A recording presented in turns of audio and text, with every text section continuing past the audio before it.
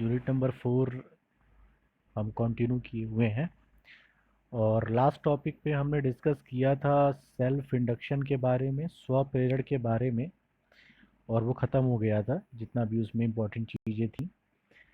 अगला हमारा जो टॉपिक है वो है mutual induction. That is, one second,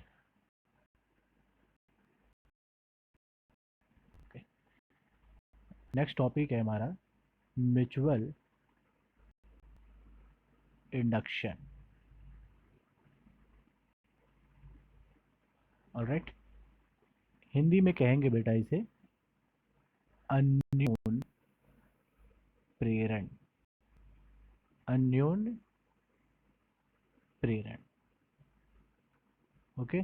या एक और नाम इसको देते हैं पारस्परिक प्रेरण। पारस्परिक प्रेरण, ठीक है। नाम से ही बेटा बहुत क्लियर है, म्यूचुअल मतलब होता है कि बहुत पास पास, ठीक है, एक दूसरे के बहुत करीब करीब, परस्पर, ठीक है, म्यूचुअल।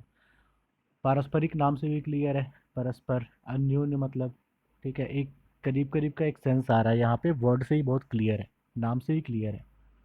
देखो, सेल्फ इंडक्शन जब हमने पढ़ा था, स्व प्रेरण के बारे में जब हमने पढ़ा था, तो उसमें हम बेसिकली क्या देख रहे थे उसको फिर से याद करते हैं। उसमें देखा था हमने कि हमारे पास एक कॉइल है। इस कॉइल को हमने एक इलेक्ट्रिकल सप्लाई दिया है, ठीक है, ठीक है, वेरिएबल सप्लाई है, और इसमें धारा बह रही है आई। तो याद करो, मैंने बताया था कि जब भी करंट फ्लो होती है कॉइल में, कुंडली में धारा का प्रवाह होता है, तो कुंडली में चुंबकीय क्षेत्र उत्पन्न होता है, ठीक है। और जब यह चुंबकीय क्षेत्र कॉइल से संलग्न होता है, या कह सकते हैं कि जब कॉइल के थ्रू पास होता है, तो फ्लक्स प्रोड्यूस होता है। तो इन शॉर्ट हम लोग चुंबकीय बल रेखाओं की संख्या को ही फ्लक्स चूंकि कहते हैं, तो हम ये कह सकते हैं कि यहाँ पे फ्लक्स उत्पन्न हो जाता है, ठीक है, यहाँ पे फ्लक्स उत्पन्न हो जाता है, यहाँ पे, ठीक है, यहाँ फ्लक्स उत्पन्न हो जाता है। और जो ये फ्लक्स उत्पन्न होता है, ठीक है, और जब हम करंट को किसी भी माध्यम से चेंज करते हैं, धारा में परिवर्तन करते हैं, तो यहाँ जो प्रोड्यूस फ्लक्स है फाई, ये भी चेंज होता है।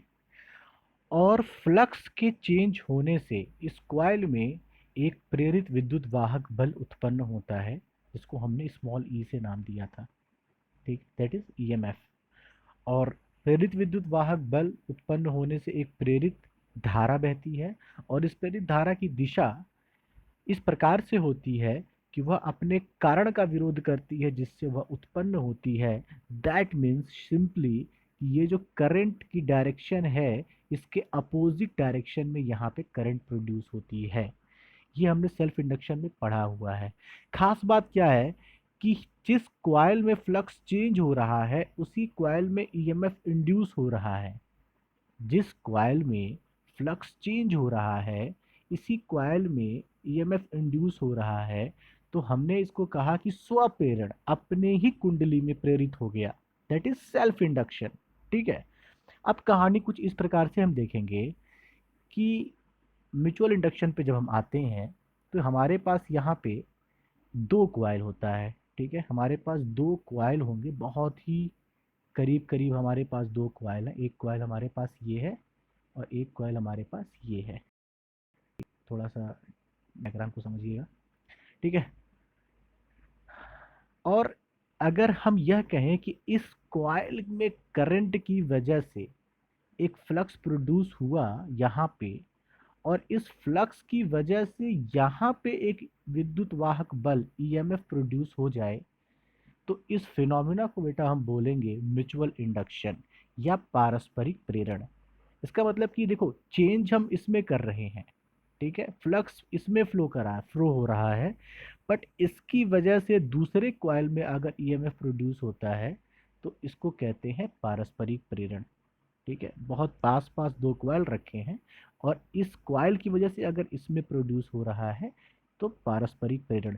जैसे लास्ट केस में क्या था कि खुद ही कॉइल में प्रोड्यूस होता था ईएमएफ, और इसमें क्या है कि एक कॉइल के वजह से दूसरे कॉइल में, आप इस डायग्राम को ध्यान से देखो यहाँ पे, ठीक है, यहाँ पे दिखाई दे रहा है ये फ्लक्स, ठीक है, यहाँ पे एक कॉइल दिखाई दे रहा है ये, और इसकी वजह से दूसरे कॉइल में एक ईएमएफ प्रोड्यूस हो रहा है। तो इस प्रोमिना को बोलते हैं म्यूचुअल इंडक्शन। ये वो बेसिक सी बात है, ठीक है, ये समझने की बात है। अब इसको डिफाइन कैसे करेंगे, इसको सही तरीके से कैसे समझेंगे, मैं थोड़ा सा सिस्टमेटिकली फिर से बनाता हूँ, ध्यान से समझना।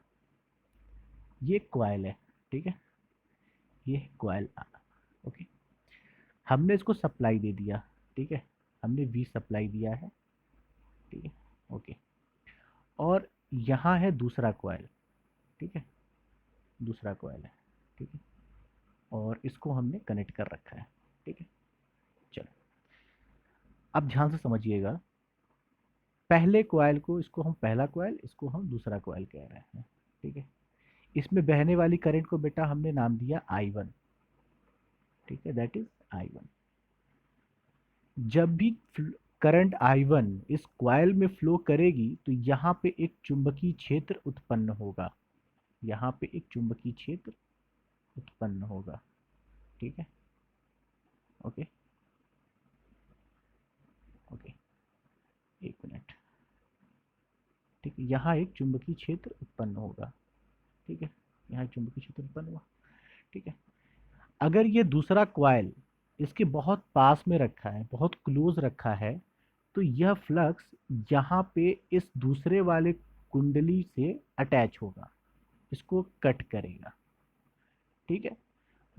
तो हो क्या रहा है कि पहले कॉइल में करंट फ्लो हुआ और यहाँ पे मैग्नेटिक फील्ड प्रोड्यूस हुआ, लेकिन यह मैग्नेटिक फील्ड जो है ये दूसरे कॉइल के साथ भी लिंक हो रहा है, अटैच हो रहा है, ठीक है।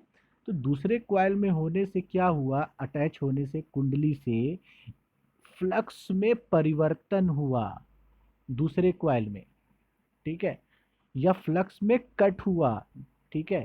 तो जैसे ही फ्लक्स में कट होता है तो फैराडेस का नियम, फ्लक्स में जब भी चेंज होगा तो E equal to D phi upon D T हमने पढ़ा हुआ है, ईएमएफ इंड्यूस होगा, और जैसे ही ईएमएफ इंड्यूस होगा यहाँ पे एक करंट का फ्लो होने लगेगा, दैट इज I2, ठीक है। तो पहले कुंडली में फ्लक्स परिवर्तन की, ध्यान सुनना, पहले कुंडली में या पहले सर्किट में फ्लक्स परिवर्तन की वजह से दूसरी कुंडली में धारा उत्पन्न होने की घटना को ही म्यूचुअल इंडक्शन कहा जाता है, ठीक है।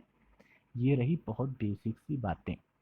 अब कुछ परिभाषा जो यहाँ पे लिखी उसको एक बार देख लेते हैं, ध्यान से यहाँ पे आप देख लो, चाहो तो आप पढ़ भी सकते हो, ठीक है, ओके, एक मिनट, ये कलर सही है, हाँ, ठीक है, कि जब भी पास पास दो कुंडलियां आपस में रखी होती हैं, ठीक है, तो एक कुंडली में विद्युत धारा प्रवाहित की जाती है, ठीक है, तो वह कुंडली चुंबकीय फ्लक्स बनाती है, ठीक है, तथा पास रखी कुंडली इस चुंबकीय फ्लक्स को बार बार काटती है, ठीक है, जिससे इस कुंडली में भी विद्युत वाहक बल उत्पन्न हो जाता है और प्रेरित धारा का प्रवाह होने लगता है। जो चीज़ मैंने बताया वही चीज़ है इसको में, तो आप इसको क्या करना, आपको इसको याद कर लेना इस लैंग्वेज को, ऐसे नहीं कि जो मैंने लेमैन लैंग्वेज में बता दिया, ठीक है। यहाँ पे इस सर्किट को थोड़ा समझ लेते हैं, यहाँ पे क्या है कि यहाँ पे एक स्विच बना हुआ है, एस फॉर स्विच है ये वोल्टेज सप्लाई है, ठीक है, ये रेजिस्टेंस लगा दिया है हमने, ये हमारे एक कुंडली है, पहली दूसरी कुंडली है, और यहाँ पे गैल्वेनोमीटर है।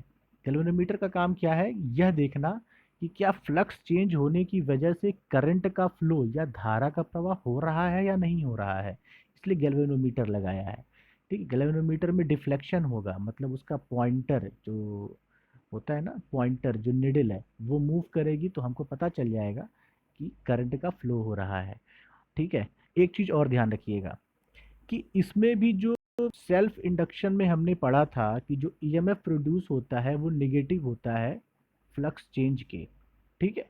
तो यहाँ पे भी सेम चीज़ है कि जो भी यहाँ पे ईएमएफ प्रोड्यूस होगा सेकेंड कॉइल में, ये उसी कॉज का अपोज करेगा जिससे वो प्रोड्यूस हो रहा है, दैट मीन्स कि करंट की डायरेक्शन का ये अपोज करेगा प्राइमरी कुंडली के करंट की डायरेक्शन का, ठीक है।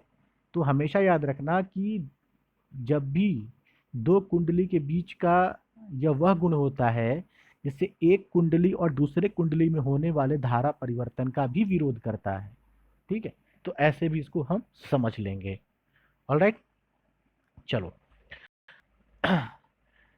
चलो ठीक है, फिर इसको हम नेक्स्ट लेक्चर में कंप्लीट करेंगे। ठीक है, अभी तो बेसिक इतना ही है, लेक्चर लंबा हो जाएगा। ठीक है, चलो, थैंक यू।